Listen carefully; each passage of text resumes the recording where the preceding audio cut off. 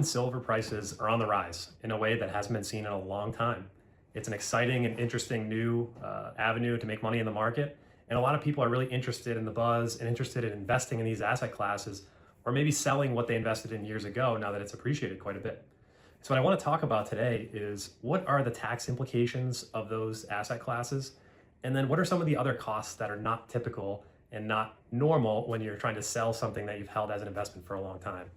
And with that information, hopefully you, the investor, can make the best decisions for you and really understand what your net ROI is on that asset long term. So diving into the tax rates themselves, the thing about gold and silver and other rare metals that makes them unique is that the IRS taxes them as a collectible. Now, collectible is taxed at up to 28% as a rate, where a normal capital gain, a sale of stock like Apple stock or Tesla stock, would sell and be taxed at a maximum of 20%. So obviously there's a big difference between 28% and 20% when it comes to federal tax. So it's important to understand that just like with gold and silver and just like other rare metals, they are taxed at that higher rate, and that calculus should be factored in when you're looking at what are your potential upsides. Now, when I talk about 28%, what I'm talking about is the long-term rate that you're taxed at. If you're buying these assets now as they're on the rise, and you decide that you're going to short sell them and make a quick 10 or 20%, which is totally doable in today's market, then your tax rate will be at ordinary income rates. It'll be considered a short-term capital gain, and it will be taxed just like your other ordinary income, your W-2 wages, your K-1 income from businesses that you own.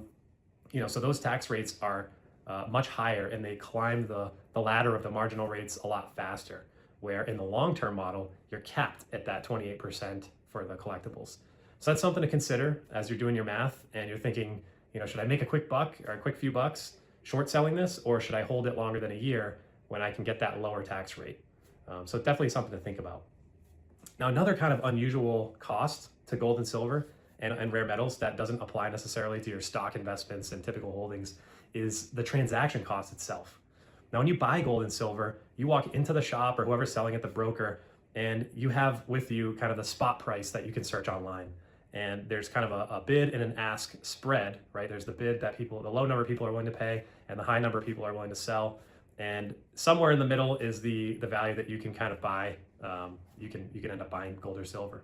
So what happens is you go in there with that number, and the broker is typically charging you a fee, could be a couple percent of the value of whatever you're buying. So on the buy side, you already are incurring a transaction cost beyond the value of the asset itself, right? This is just a transaction cost that you don't get anything for necessarily.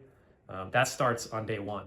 Now, when you go back to that same broker a year later or 2 years later, and you're looking to offset or sell back the metals, they're also going to charge you another transaction cost of, let's say, another percent or 2%. So there's really unusual transactions on both ends of acquiring and selling the asset that isn't typical when you're trading in stocks. So it's important to understand what those are and factor that into the math as you're looking at this as an asset. And really the last section that I want to talk about with you is that holding assets like this is tricky. They're physical assets, and they're very valuable, and they're also very challenging to store safely. So what most people do is they use safety deposit boxes at banks or other secure locations, which cost money to store every month, or they buy extremely advanced safes, fireproof safes, and they somehow lock these assets down in their home using a biometric safe that can survive a fire. Again, there's a cost to that. And then on top of that, you need to insure the value of the asset that you have. Because it's a physical asset, just like you insure your house and you insure your car and maybe some other things you have, you need to insure the physical asset itself at its market value. So that insurance cost and that storage cost are really carrying costs of this asset that don't exist with other asset classes. So as we're doing the math here, we're thinking, okay, I buy the asset, I pay a transaction cost on the front end. I'm sitting on it, it's at the bank, and it's insured. So I'm paying for the storage fees, I'm paying the insurance cost, and then, okay, it's time to sell it, and now I have to pay a transaction cost to get rid of it. All those things have to be factored in as you look at this asset class. It's still, with the run that it's been on recently, it still seems to be a very interesting investment, an opportunity to make money, but it's important to understand what you're getting into before you decide to make that investment or make that sale of the metals that you've had for a long time. So those are really the main components about gold and silver that I think catch people by surprise, because it's not really a traditional investment. It's been a kind of a doomsday thing. Like during early COVID, people were buying a lot of gold and silver because they were worried about the impact of shutdowns and a crashing economy and There's very unusual things that will drive the value of gold and silver. It's an interesting asset class, but ultimately, it's something to look into. I think, especially as we go forward, and when you examine the reasons why gold and silver are on a run, it doesn't seem like those reasons, at least on the big picture perspective, are just suddenly going to go away.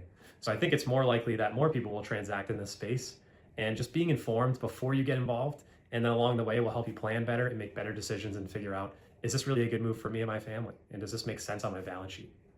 So that's all we have on this topic. I appreciate you taking the time to listen, and we'll see you in the next video.